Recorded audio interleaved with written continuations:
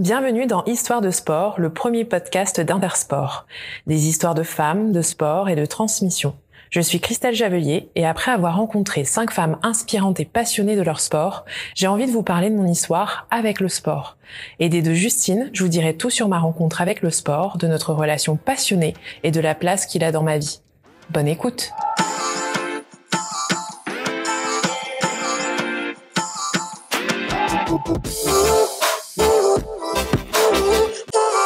Bonjour Christelle et bienvenue en tant qu'invitée du podcast Histoire de sport. Bonjour. Est-ce que tu peux te présenter ? Alors, je m'appelle Christelle Javelier, j'ai 32 ans. Je vis à Paris depuis 14 ans et je suis passionnée de sport. D'ailleurs, j'en ai fait mon métier. Je suis coach sportif depuis 5 ans maintenant. Et voilà, ma passion, c'est de vivre le sport au quotidien. Je suis aussi influenceuse spécialisée dans le sport de manière générale, mais je parle plus de fitness et de certaines activités que je pratique. Sur les réseaux sociaux et mon blog, je distille des petits conseils autour de ma pratique et de la pratique des personnes qui me suivent. Alors justement, on parlait de ta pratique, tu es très active. On peut citer dans tes sports le fitness, le running, le trail, le triathlon et occasionnellement du surf. Est-ce que tu peux nous raconter donc la rencontre non pas avec ton sport, mais avec tes sports ? Alors, on pourrait rajouter encore plein de sports. J'imagine. Pour moi, c'était pas gagné. On va commencer par le début.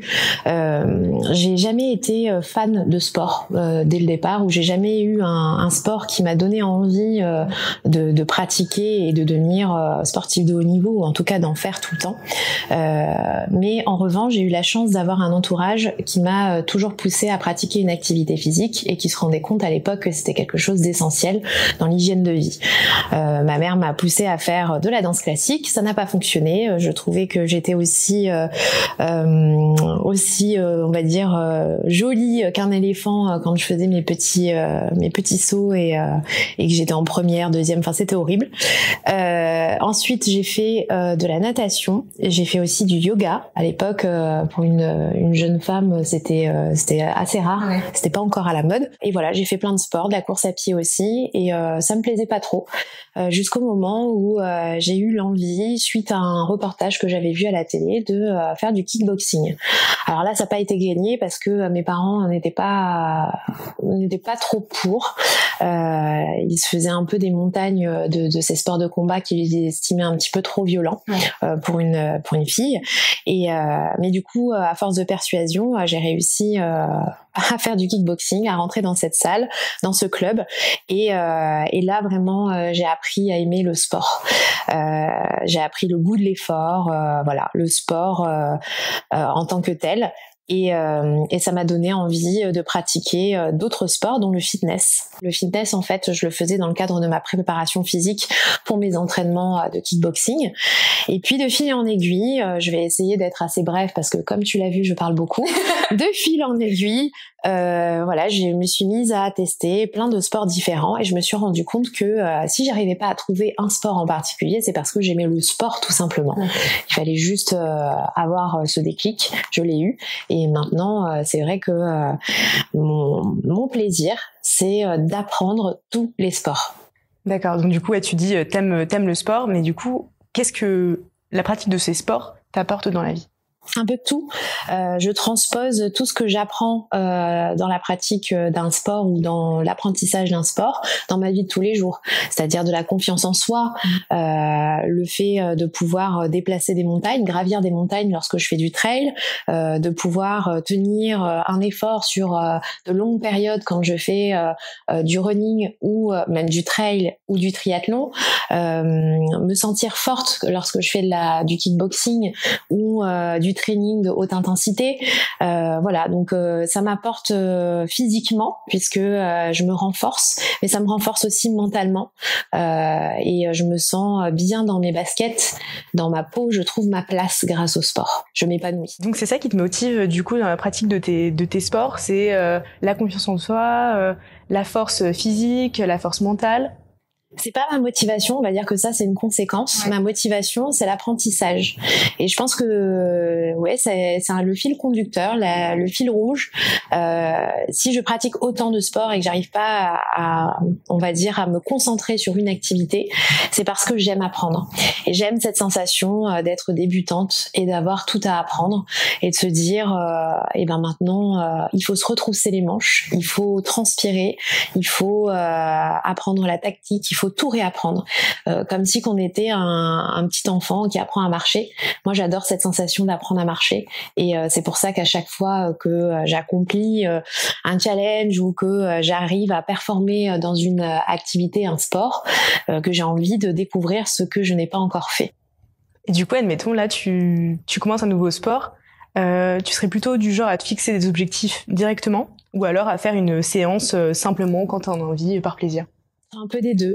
Je pense qu'il faut pas oublier le plaisir, mais il faut aussi savoir se fixer des challenges, des objectifs. On peut s'inscrire à une course par exemple, et ça permet vraiment de se dire voilà, sur un terme, enfin sur le long terme ou un court terme, je vais m'entraîner, et ça m'aide à me motiver. Parce que la motivation pour le sport, il faut pas croire que c'est quelque chose de linéaire, c'est quelque chose qui évolue, c'est comme des émotions, des sentiments, et un jour on va se lever, on aura une motivation d'en faire, et le lendemain on sera un peu plus fatigué, ça sera un peu plus difficile dans la vie de tous les jours, et on n'aura pas envie. Donc il faut l'entretenir, cette flamme, c'est comme l'amour, il faut l'entretenir, et pour ça il faut faire du sport pour le plaisir, il faut faire du sport pour l'apprentissage, et faire du sport aussi pour la performance, et se sentir vivant, fort, et voilà, conquérant. Est-ce que tu aurais un souvenir, une anecdote à nous partager en rapport avec ta pratique sportive? Bizarrement, le souvenir qui me vient tout de suite en tête, c'est pas un bon souvenir, mais je pense que ce sont les mauvais souvenirs dans le sport qui nous renforcent plus que les bons. Ça nous apprend plus sur nous-mêmes, et au final, on se rend compte que c'est bénéfique. Donc le pire souvenir, c'est un trail, donc c'est le Haut-de-l'Eau Trail vanoise, qui se situe dans le Val d'Isère. Du coup, c'est un trail de 19 km, a priori rien de particulier, un beau dénivelé, mais c'est assez court. C'était mon premier trail, et je me suis pas vraiment préparée pour ce trail. Voilà, je me suis dit allez, on va y aller au talent, comme on dit. Je vais courir un petit peu, mais voilà.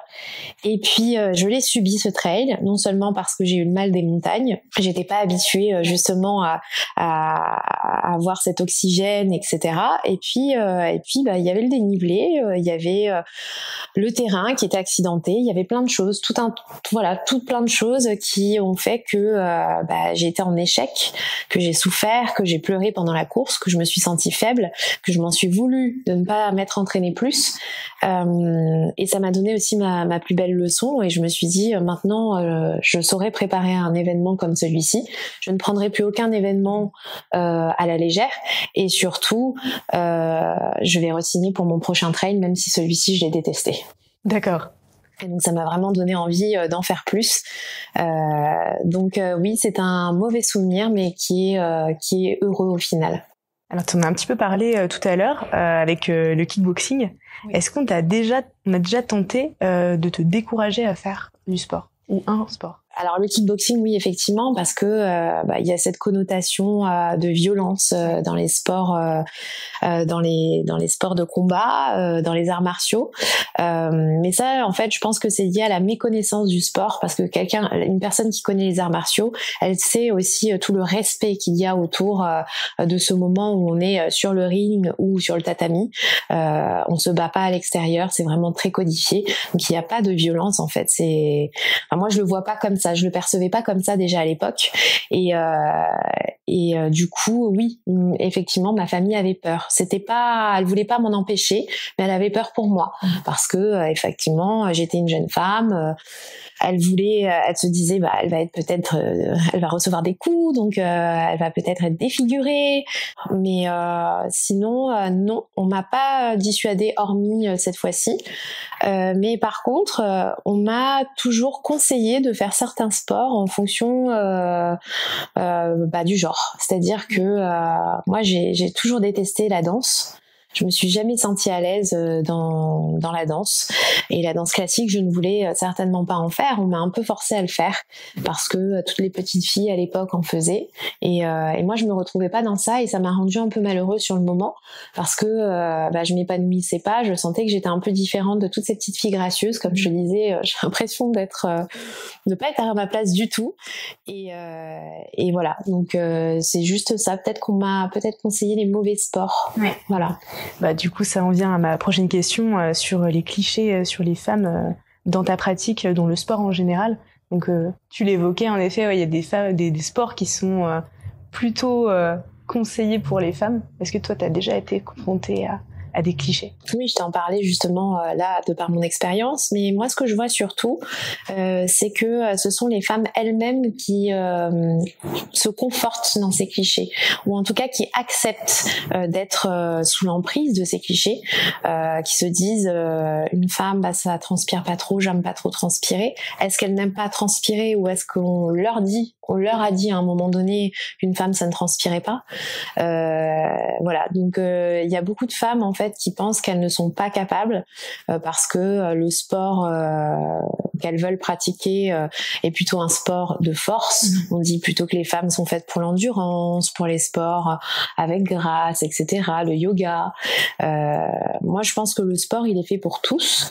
Les femmes ont découvert le sport un peu plus tard que les hommes, malheureusement. Et je pense qu'il leur reste encore des années pour pouvoir s'exprimer à travers le sport et les sports, tous les sports. Donc toi, tu es du coup Instagrammeuse sportive, lifestyle sportive. Quand est-ce que tu as envisagé d'intégrer ta pratique sportive au sein de ton métier? Alors j'ai pas commencé par Instagram, j'ai commencé par un blog. J'écrivais, je parlais un petit peu de ma vie de tous les jours. C'était un journal intime qui était en ligne, voilà. Et à l'époque, je me disais mais qui peut lire ça? Et quand je voyais qu'il y avait des visiteurs sur mon site, je me disais waouh, il y a des gens qui ont lu ce que j'ai écrit, mais pour de vrai quoi. Et puis en fait, j'étais très sportive à l'époque. J'étais étudiante et c'est ma sœur qui m'a soumis une idée, qui m'a dit écoute, pourquoi tu parles pas de sport? Parce qu'en fait, tu fais que ça. Tu fais 1 à 2 heures de sport par jour, c'est énorme. Pourquoi tu parles pas de cette passion que t'as? Et je suis sûre que je fais mais qui ça peut intéresser en fait? Pour moi, il y avait les sportifs de haut niveau. Et puis après, on n'en parlait pas. On allait dans son club, ou dans sa salle de sport, mais on n'en parlait pas trop. Et parler du sport amateur, je voyais pas ce qu'on pouvait dire. Et j'en ai parlé un petit peu, voilà, de ma pratique, au point que je me suis rendu compte que ça intéressait plus de monde que ça, parce que les gens sont un peu déconcertés, ils savent pas quel vêtements acheter, quelles chaussures acheter, comment s'équiper. C'est un peu compliqué en fait. On n'est pas trop informé là-dessus. Et puis j'ai commencé à me renseigner, à faire un bon travail de journaliste parce que j'étais journaliste avant, mais en étant spécialisée dans le sport. Et ça a tellement bien fonctionné. Et puis je me suis tellement épanouie dans ce nouveau rôle que j'ai décidé de passer mon diplôme de coach sportif pour pouvoir avoir une expertise adéquate, nécessaire, et pouvoir dire des choses fondées. Voilà, ne plus parler uniquement par passion, mais parler aussi par métier, et pouvoir conseiller au mieux les personnes qui me suivent. Quand tu as passé ce diplôme de coach, est-ce que le regard des gens sur toi a changé? Non, pas vraiment. Pas vraiment, en fait. Alors, c'est vrai que le passage entre influenceuse dans le domaine du sport et coach sportif a été un peu compliqué. C'était difficile à associer les deux. C'est difficile d'être les deux parce que c'est vrai qu'on parle de sport et de notre expérience, mais là il y a aussi ce côté expertise et parfois c'est vrai que les gens encore à l'heure actuelle ont du mal à associer les deux. Donc ils me voient que sous cette casquette d'influenceuse ou la casquette de coach sportif. Moi, je déteste les cases justement, et je pense qu'on peut être plein de choses, on peut être les deux. Donc je fais tout en fait pour que ça soit accepté et qu'on puisse reconnaître que je peux très bien parler de mon expérience de sportive. Et de parler aussi de mon expérience de coach sportif. C'est deux choses différentes, mais qui sont complémentaires. Et est-ce qu'il y aurait une sportive que tu admires tout particulièrement? J'ai du mal avec l'admiration de manière générale parce que c'est un mot très fort. Par contre, j'ai des personnes qui m'inspirent. Bon, déjà, toutes les sportives qui ont des médailles olympiques m'ont inspirée et m'inspirent. Je pense au futur là parce qu'on a bientôt les JO qui arrivent et j'espère qu'on aura beaucoup de médaillés cette année. Mais ouais, après ça reste dans le monde de la boxe parce que au final c'est vraiment la boxe, même si après je m'en suis un peu détachée et que je me suis ouverte à d'autres disciplines. C'est vraiment la boxe qui m'a donné le goût de l'effort et puis honnêtement j'ai rarement ressenti autant de difficultés, enfin d'efforts que lorsqu'on s'entraîne. C'est un sport qui demande beaucoup de rigueur, qui est très très dur. Et c'est un sport aussi très masculin en France. Et donc voilà, j'aime beaucoup les boxeuses. Je pense à Estelle Mosley que j'aime tout particulièrement. T'en parles un petit peu avec justement les JO qui vont arriver. Est-ce que tu trouves que le sport féminin n'est pas assez médiatisé en France ? Oui, il n'est pas assez médiatisé et pourtant c'est quelque chose dont on a vraiment besoin. La médiatisation en fait permettrait de mettre plus en lumière ce sport et surtout d'apporter des sponsors, d'apporter de l'argent dans le sport féminin. Et en fait c'est ça qui manque cruellement à l'heure actuelle, c'est de l'argent pour créer des infrastructures, pour créer des clubs féminins, pour soutenir en fait ce sport féminin. Et c'est pour ça d'ailleurs que c'est assez compliqué, c'est que moi j'ai vu beaucoup de sportifs de haut niveau qui sont obligés de travailler à côté, qui travaillent, donc ils peuvent pas se consacrer uniquement à leur discipline. Donc effectivement, on peut pas être la meilleure quand on doit s'occuper, quand on travaille en 35 heures debout toute la journée.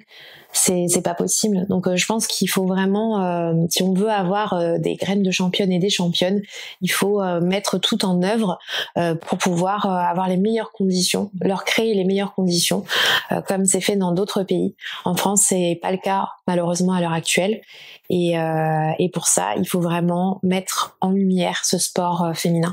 Donc il faut communiquer au maximum sur le sport au féminin. Donc là, on parlait des athlètes, notamment des athlètes femmes.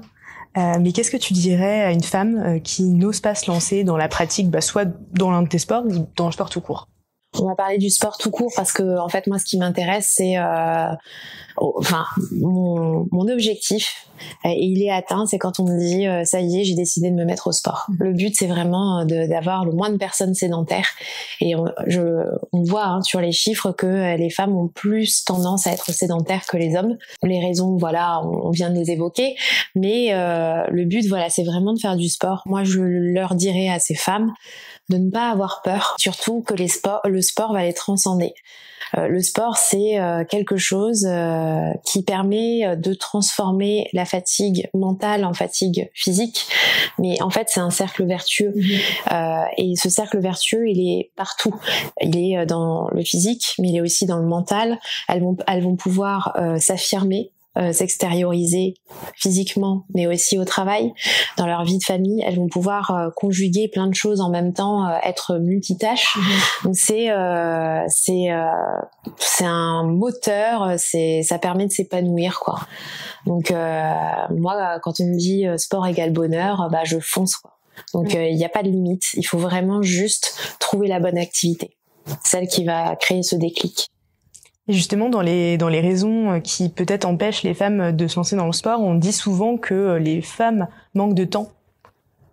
Qu'est-ce que tu pourrais donner comme conseil pour qu'elles puissent s'organiser et tenir leurs séances ? Elles manquent de temps parce qu'elles vont chez le coiffeur, elles se font une manucure, c'est ça ? Pourquoi on dit qu'elles manquent de temps ? C'est je pense un cliché et puis après c'est aussi une réalité pour certaines femmes. Je pense notamment des mamans qui traditionnellement ont quand même un rôle de maîtresse de maison et s'occupent aussi plus des enfants que les hommes, ce genre de choses.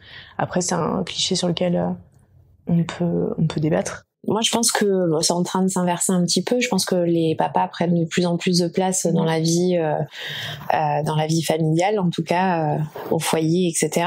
Après, je ne suis pas mère de famille, donc je peux pas parler par expérience. En tout cas, ce que je sais, c'est que Le temps, on l'a pas, on se le crée. Donc on crée des priorités.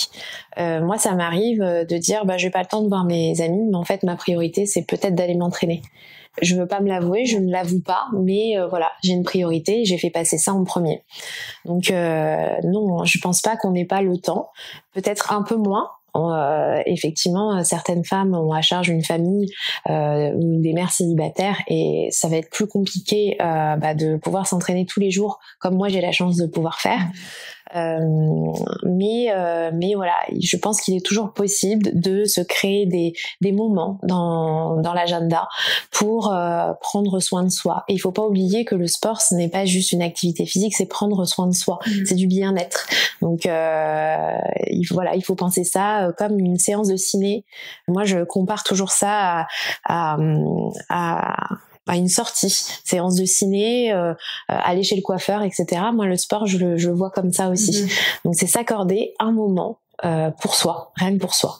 Les auditeurs qui te suivent peut-être sur Instagram connaissent le hashtag Activre. Mais pour les autres, est-ce que tu peux expliquer ce que c'est et pourquoi tu l'as lancé ?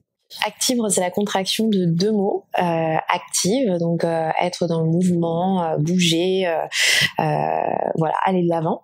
Et donc c'est en anglais bien sûr. Et ensuite, mon blog s'appelait Le Canarivre. Il s'appelle toujours Le Canarivre. Donc du coup, j'ai créé Activre. Activre, en fait, c'est justement ce que je disais tout à l'heure, l'envie de faire bouger les choses en bougeant. Donc c'est créer du mouvement dans sa vie de tous les jours, c'est entreprendre physiquement en faisant du sport, des activités, en changeant ses activités, mais entreprendre aussi dans sa vie, oser changer de vie, etc. Donc comme je te disais, pour moi le sport c'est un déclencheur de plein de choses positives dans sa vie personnelle, dans sa vie professionnelle, et moi grâce au sport j'ai réussi à franchement faire des choses de dingue. Oser quitter j'ai fait des études pour devenir journaliste d'investigation, je l'étais et j'ai osé tout plaquer pour vivre mon rêve. Je dis pas que ça a été facile, mais je l'ai fait. Voilà, donc le sport, ça, c'est ce qui m'a permis en fait de tenir le coup à chaque fois. C'est ce qui me permet d'être en santé. Voilà, donc c'est un peu tout ça. Donc c'est bouger au quotidien pour faire bouger les choses dans sa vie. Et du coup, par ce hashtag, tu as créé une communauté finalement, oui, qui peuvent peut-être s'inspirer de toi et s'inspirer aussi de toutes les personnes qui utilisent le hashtag Activre. Oui, en fait, ce que je voulais, c'est pas personnifier ce que je disais. Je voulais vraiment créer une communauté parce que moi aussi, je m'inspire beaucoup de mes lecteurs et de mes lectrices. Je regarde, donc grâce à ce hashtag, j'arrive à retrouver leurs publications, à les suivre au quotidien, même si je les suis pas sur Instagram, mais je les retrouve, je lis, je vois ce qu'elles font, les challenges, et moi, ça me donne des idées, je m'inspire en fait, je me nourris de tout ça, et elles aussi se nourrissent de tout ça. Et en fait, ça permet à toutes ces personnes de se dire je ne suis pas seule. Moi, j'habite peut-être, je sais pas, dans le sud de la France. Moi, j'habite au Canada. Voilà, je suis ce hashtag Activre et je retrouve d'autres personnes aussi motivées. Je me sens pas seule dans l'effort. Je me sens pas seule dans les moments de doute.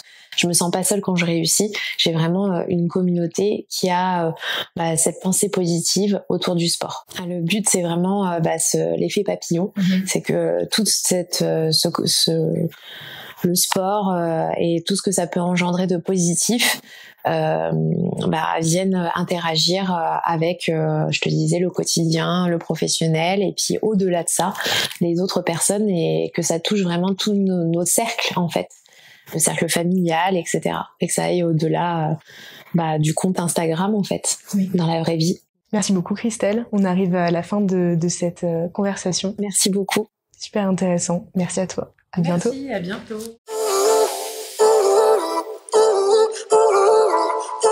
Merci à Justine pour cette interview. Cette discussion clôture notre série de portraits de femmes passionnées de sport. J'espère que ces conversations vous auront inspiré à aller à la rencontre de votre sport idéal. Continuez à entretenir la flamme avec votre sport de cœur. Encore merci pour votre écoute de Histoire de sport et à très bientôt.